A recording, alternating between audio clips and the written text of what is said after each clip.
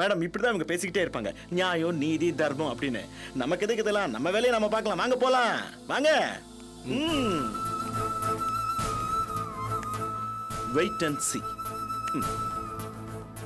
அவங்கள விடுங்க மேடம், நீங்க கவலைப்படாதீங்க. உள்ள என்ன நடக்குதுன்னு பார்ப்போம், வாங்க.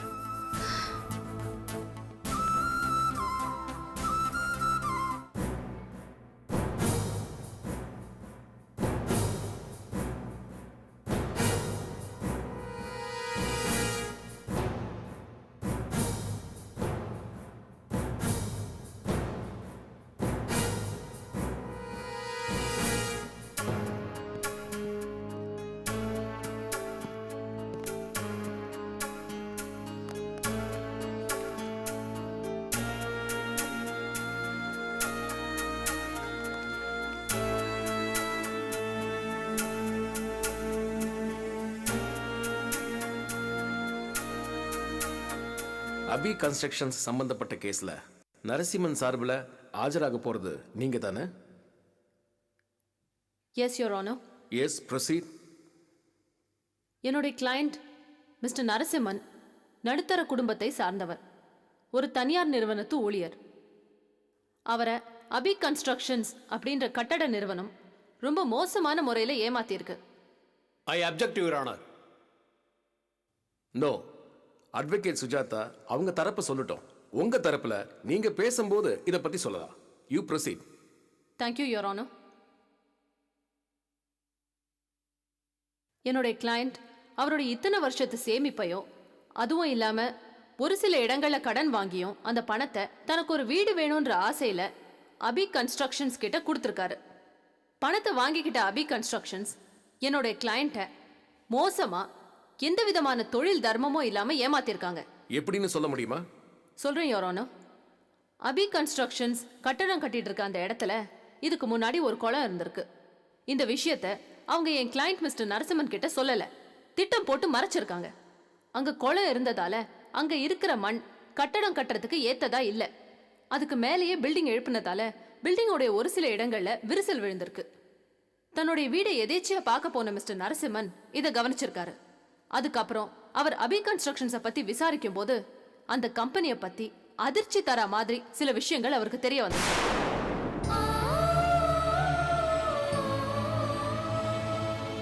அப்படியா? என்னது? அபி கன்ஸ்ட்ரக்ஷன்ஸ் கேட்கறதுக்கு நல்லா இருக்கிற மாதிரி பேரை வச்சிருந்தாலும் இந்த மாதிரி ஒரு நிறுவனத்தை நடத்துறதுக்கு எந்த விதமான தகுதியோ ஆழ்திறனோ இல்லாத நிறுவனமா தான் இது இருக்கு.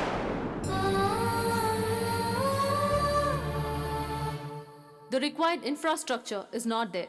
அப்படியா? Yes, Your Honor. இந்த கன்ஸ்ட்ரக்ஷன் கம்பெனில முறையா பயிற்சி பெற்ற என்ஜினியர்ஸ் யாருமே இல்ல. நல்ல என்ஜினியர்ஸ் இல்லாததால கட்டடத்தை பத்தி சரியா ஞானம் இல்லாத சில அறக்குறை அறிவாளிகள் ஒன்னா சேர்ந்து முறையில்லாத பாதுகாப்பில்லாத கட்டடத்தை எழுப்பியிருக்காங்க.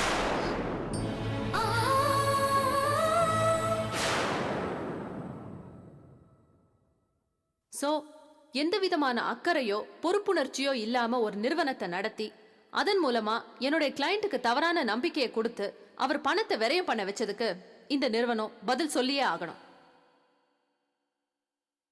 என்னுடைய கிளையண்ட்டுக்கு ஏற்பட்டிருக்க மன உளைச்சல், பண விரயம், அலைச்சல் இது எல்லாத்துக்கும் சேர்த்து அபி கன்ஸ்ட்ரக்ஷன்ஸ் நஷ்ட ஈடா 10 லட்சத்தை கொடுக்கணும்.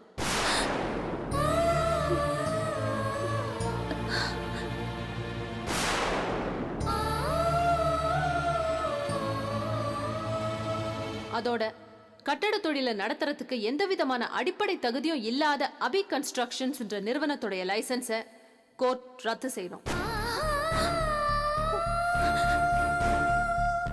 That's all, Your Honor.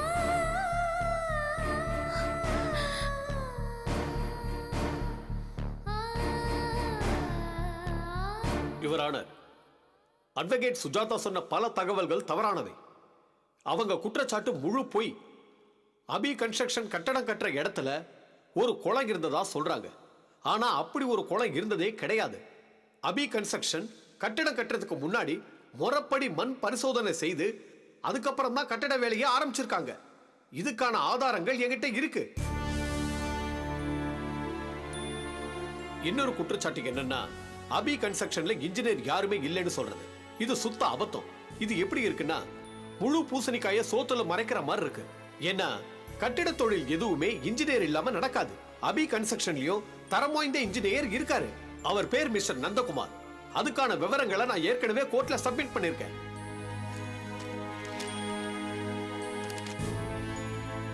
இதை விடுத்து சுஜாதா அவர்கள் குற்றச்சாட்டை அவதூறா சொல்லியிருக்காங்க. ஏதோ இதுல உள்நோக்கம் இருக்கு. இவங்க சொல்ற குற்றச்சாட்டை ஏத்துக்க கூடாது யுவரான.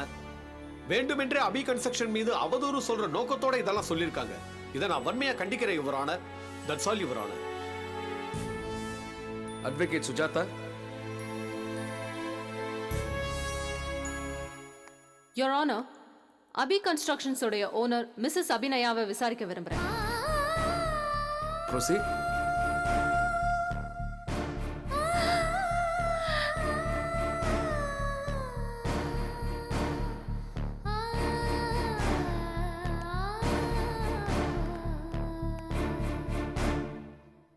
வணக்கம் யோர் ஆனர். மிஸ்ஸஸ் அபி, இது வரைக்கும் நீங்க எத்தனை buildings கட்டியிருக்கீங்க?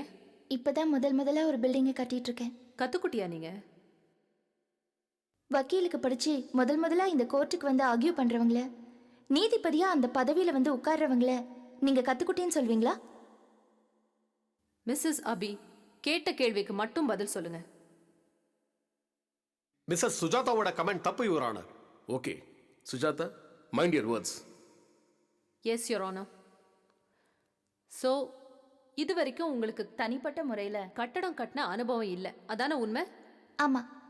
Good. This is point number 1 your honour. Number 2, இப்போ கட்டடம் கட்டிட்டு இருக்கீங்களே, அந்த இடம் எவ்வளோக்கு வாங்குனீங்க? யார் பேரில் இருக்கு? அது ஒரு பெரியவர்கிட்ட அக்ரிமெண்ட் போட்டு பேங்க்ல காட்டி கடனை வாங்கி ஒர்க் ஆரம்பிச்சோம். It's a joint venture. அப்படின்னா இந்த கட்டடம் கட்டுறதுக்கு நீங்க உங்க கையில இருந்து ஒரு பைசா கூட செலவு பண்ணல. முதலீடு எதுவுமே இல்லாம பணம் சம்பாதிக்கணும்ன்றத மட்டுமே நோக்கமா வச்சு இதுல இறங்கி எதையுமே சரிவர விசாரிக்காம கட்டடம் கட்டித்தரேன்னு சொல்லி பணம் வாங்கி நீங்க என் கிளையண்ட்டை ஏமாத்திருக்கீங்க. இல்ல, முழுக்க இது தப்பு. லாபத்துக்காக மட்டும் இந்த தொழிலை ஆரம்பிக்கல. பின்ன எனக்கு அனுபவம் இருக்கிற ஒரே தொழில் இதுதான். அதனால தான் சார் நான் இதை ஆரம்பிச்சேன்.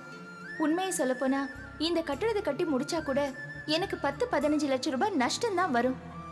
ஆனா அதை பத்தி கவலைப்படாம கடனை வாங்கி தரமான முறையில இந்த கட்டடத்தை கட்டணும்னு சொல்லி கஷ்டப்பட்டு நான் உழைச்சிட்டு இருக்கேன். கம்பெனிக்கு ஒரு நல்ல பேர் கிடைக்கணும். இது எங்களோட முதல் ப்ராஜெக்ட். இது சரியா வரணும். அதுதான் எங்களுடைய நோக்கம்.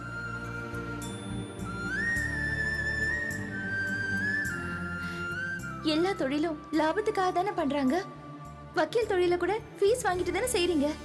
என்ன சொல்றீங்க அபி? லாப நோக்கத்தோட தான் இந்த கம்பெனியை நான் ஆரம்பிச்சிருக்கேன்னு ஒரு குற்றச்சாட்டை நீங்க சொல்றீங்கல்ல, அதை நான் மறுக்கிறேன். யுவர் ஆனர், தேவையான விளக்கத்தை இந்த கோர்ட்டுக்கு கொடுத்துருக்கேன்னு நம்புறேன். இந்த இடத்துல இன்னொரு விஷயத்தையும் சொல்லிக்க விரும்புறேன். வழக்க தொடுத்திருக்க மிஸ்டர் நரசிம்மனை தவிர இன்னும் 9 பேர் அபி கன்ஸ்ட்ரக்ஷன்ஸ்ல வீடு வாங்கியிருக்காங்க. அந்த 9 பேரும் இந்த கம்பெனி மேல அதிருப்தியா இருக்காங்க. முதல் போட்டிருக்க 10 பேரும் ஒன்னா சேர்ந்து அவங்களுடைய பொறுப்புலையோ இல்ல ஒரு தரமான கன்ஸ்ட்ரக்ஷன் கம்பெனியோட பொறுப்புலையோ இந்த பில்டிங்கை கம்ப்ளீட் பண்றதுக்கு ஆர்வமா இருக்காங்க. தேவைப்பட்டா அந்த 9 பேரையும் கோர்ட்ல ப்ரொடியூஸ் பண்றதுக்கு நான் தயாரா இருக்கேன். That's all your honour. Missus Abhinaya, நீங்க போகலாம். Thank you sir.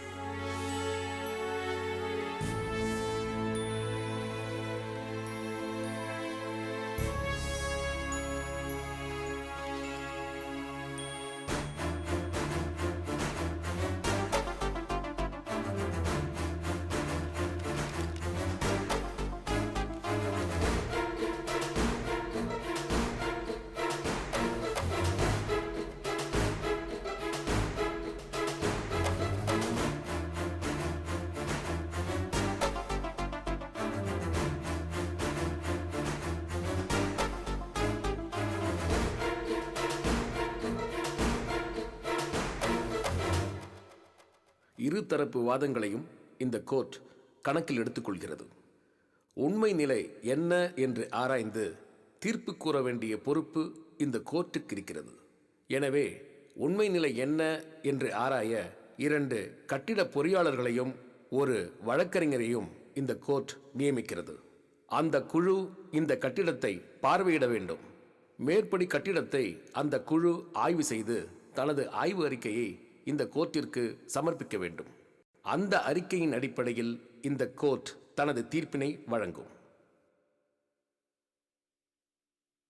குற்றம் சுமத்தப்பட்ட அபி கன்ஸ்ட்ரக்ஷன்ஸ் கோர்ட் தீர்ப்பு வரும் வரை தனது கட்டிடப் பணிகளை நிறுத்தி வைக்க வேண்டும்.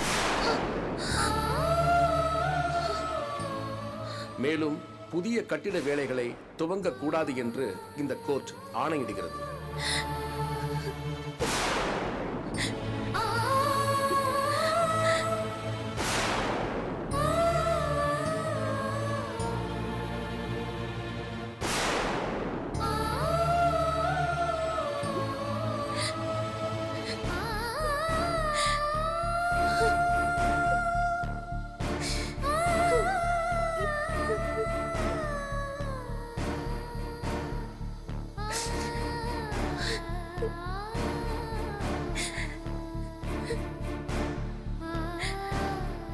வாங்க போலாம். வாங்க.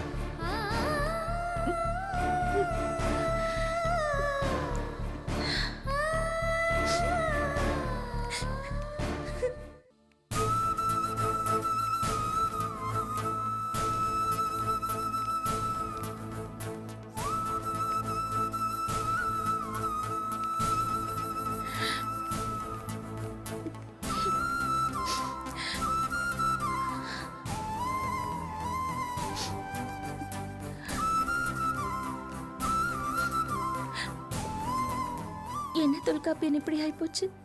கோர்ட்ல இப்படி ஒரு ஆர்டரை போடுவாங்க நான் எதிர்பார்க்கவே இல்லை. ரொம்ப கடுமையாக சொல்லிட்டாங்க. பட் ஆனால் ஒன்று, ஃபைனலாக நம்ம சைடு தான் ஜட்ஜ்மெண்ட் வரும். அது வரைக்கும் நம்ம என்ன செய்ய போறோம்? நம்ம கம்பெனி பேரை டேமேஜ் பண்றதுக்காக அந்த ஆதித்யா குரூப் முழு மூச்சா வேலை செய்றாங்க. நம்ம என்ன பண்ண போறோம் தெரியலையே. என்ன அபி, என்னமோ எனக்கு கோர்ட்ல பேச தெரியாதுன்னு சொன்னீங்க. எப்படி இருந்தது என் ஆர்குமெண்ட்? அபி, எப்பவுமே யோசிக்கணும். அதுவும் தெரியாத தொழிலை செய்ய வரத்துக்கு முன்னாடி ஒரு தடவைக்கு பல தடவை யோசிக்கணும். நிம்மதியான மாச சம்பள வேலையில இருந்தீங்க. 1ஆம் தேதி ஆனா சம்பளம், டிஃபன் பாக்ஸ் சாப்பாடு, 2 மாசம் ஆனா புது புடவை, தீபாவளி போனஸ், பாத்திரச்சீட்டு, நகைச்சீட்டு எக்ஸெட்ரா. அதெல்லாம் விட்டுட்டு கட்டடம் கட்ட ஆசைப்பட்டா இப்படிதான். அது என்ன காஃபி போடுற மாதிரி ஈஸியான வேலை நினைச்சீங்களா? கஷ்டப்படணும். அதுக்கு பணம் வேணும், பலம் வேணும், புத்தி வேணும். என்ன மாதிரி புத்திசாலியோட துணையும் வேணும். இந்த மாதிரி ஆளெல்லாம் நம்பி ஆதித்யா தான் நிறைய சம்பாதிக்கிறாரே, நாமளும் சம்பாதிப்போம் இறங்கினா இப்படிதான் நடக்கும். எல்லாருமே ஆதி ஆயிட முடியாது. மேடம், சும்மா என்ன மேடம் இவங்க கிட்ட பேசிக்கிட்டு? இவங்க எப்பவுமே இப்படிதான். நீதி என் பக்கம், தர்மம் வெல்லுன்னு சினிமா டைட்டிலாவே பேசிக்கிட்டு இருப்பாங்க. இவங்க எல்லாருமே இப்படிதான். வேஸ்ட். ஓஹோ, என்ன என்ன முறைக்கிறீங்க?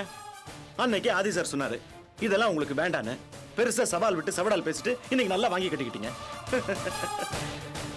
மேடம், ஹலோ அபி மேடம், உங்களுக்கு நல்ல மூளை வேணும் மேடம். இப்படிதான் வெத்து பேட்டுங்களாம் ஒன்னா சேர்ந்தா என்ன ஆகும்? புஷ்வான மாதிரி புஷ்னு ஆயிடும். இனிமே உங்களுக்கு வேலை எங்கேயும் கிடைக்காது. ஓகே, ஒரு ஐடியா வேணா நான் தரேன். எங்க ஆபீஸ்க்கு வந்து ஒரேடியா ஆதி சார் காலில் விழுந்து அழுது புலம்பி மன்னிப்பு கேட்டுருங்க. உடனே அவரும் பரிதாபப்பட்டு உங்களை வேலைக்கு சேர்த்துக்கிட்டாருன்னா ஒரு காஃபி டீன்னு ஏதாவது எங்க ஆபீஸ்ல போடலாம். மேடம், உங்களுக்கு துணையா இவரை வச்சுக்கங்களேன். என்ன பண்ணிட்டு இருக்கீங்க நீங்க?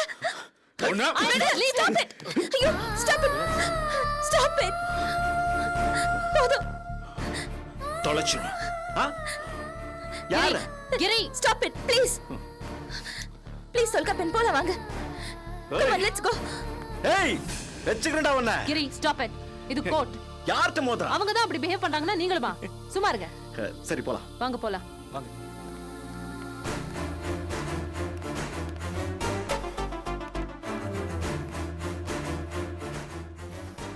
ஏய், கிரி, நான் உன்னை பாத்துக்கறேன். that's enough. வண்டியில இருங்க.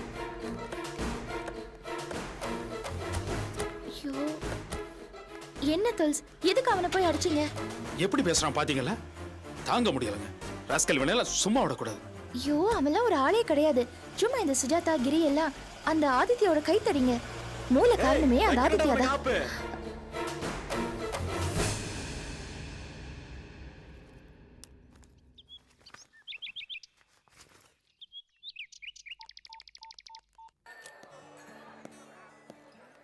ஹாய் ஷோபா. Hi. சாரியா கொஞ்சம் லேட் ஆயிடுச்சு. வயசு திடீர்னு ஒரு ஒர்க் வந்துருச்சு அதான். சைனீஸ் விரும்பி சாப்பிடுவேல்ல? Yeah excuse me. Hello. Hello mister Adithya, நான் அபி பேசுறேன். உங்களுக்கு ஒரு சந்தோஷமான விஷயம். என்ன விஷயம்?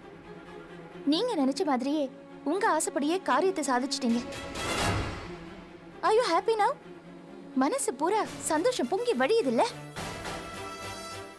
Good, very good. புரியல, என்ன சொல்ற? எனக்கு எல்லா விஷயமும் தெரியும் ஆதி. என்ன தெரியும்? எல்லாமே தெரியும்.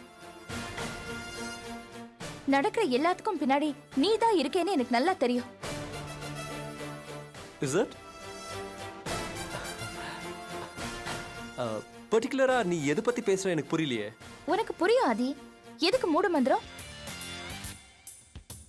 உன்கிட்ட இருக்கிற பணம், செல்வாக்கு, அது கொடுத்த அதிகாரம், அதெல்லாம் வச்சு நீ இத பண்ணிட்ட. என்னோட பயச விலைக்கு வாங்கி கோர்ட்டுக்கு போய் என்னோட வேலையை நிறுத்தி எனக்கு நஷ்டத்தை ஏற்படுத்துறதுல நீ வெற்றி அடைஞ்சிருக்கலாம். ஆனா இந்த இண்டஸ்ட்ரியை விட்டு என்னை துரத்திடலான்னு மட்டும் நீ கனவு காணாத. ஏன்னா அது வெறும் கனவுதான். Do you understand? Is it? Definitely try your luck. Wish you all the best. குறுக்கு வழியில திட்டம் போட்டு இன்னொரு கம்பெனி அழிக்கிறதுக்கு இவ்வளவு சீப்பா நீ இறங்கணுமா? கொஞ்சம் கூட பிசினஸ் எத்திக்ஸ் இல்ல உனக்கு? You mistaken. இதுதான் சரியான ரூட். எத்திக்ஸ்ங்கிறது ஆளை பொறுத்து மாறும். ஓகே? உன்னால இப்படிதான் பேச முடியாது. Okay, carry on. தொடர்ந்து நீ யோசி. எந்தெந்த வழியில யார் யாரை கவுக்கலான்னு நீ யோசி. ஆனா ஒரே ஒரு விஷயம். சொல்லு சொல்லு. என்னை எதிர்க்கிறது மட்டுமே உன்னோட ஃபுல் டைம் தொழிலா நினைக்காத. அது ரொம்ப அசிங்கம். அது உனக்கும் உன் தொழிலுக்கும் தான் கெடுதல். Thank you so much for your advice. நான் உன்னோட இந்த தாக்குதலை கோர்ட்ல வந்து சந்திச்சு தீர்த்துக்கிறேன். நீ செஞ்ச தப்பு கோர்ட்ல நிரூபணமாகும்போது நீ எல்லாத்துக்கும் சேர்த்து அவமானப்படணும். அதனால அதுக்கு இப்பவே நீ தயாராயிடு. ஓகே?